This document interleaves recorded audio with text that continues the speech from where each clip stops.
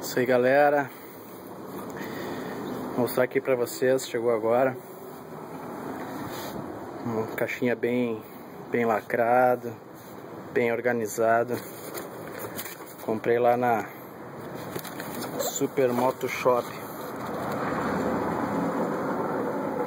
sitezinho da internet. Eles trabalham inclusive no Mercado Livre. E aqui é o brinquedinho para Hornet. Bom, aqui veio a cinta, né? Certificado de garantia.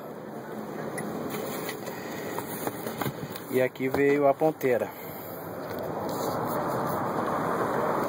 Deixa eu ver aqui.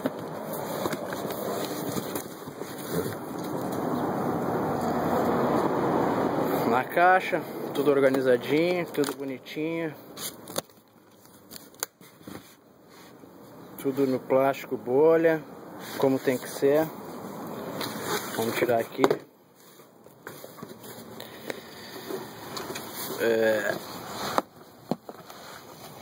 Aqui é uma parte do cano, né, que emenda diretamente na ponteira.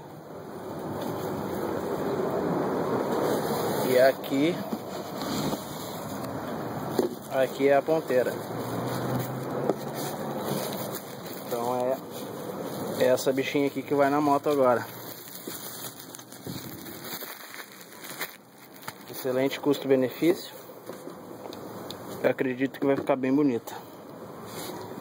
É uma ponteira trioval da Roncar, né? Coyote, conhecido como Coyote, todo mundo conhece. Fazendo vídeo aí para mostrar para vocês que realmente vale a pena às vezes a gente comprar certas coisas pela internet. Gostei muito do atendimento em si e do produto. Agora vamos ver como é que vai ficar no cavalo negro, né? Instalada. Beleza, galera? Essa aqui é a ponteira. Observação, essa aqui ela não tem a válvula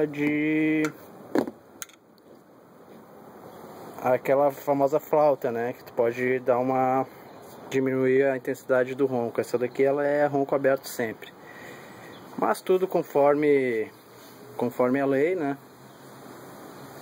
E acredito que vai dar um charme legal na moto. Valeu, galera, um abraço, falou.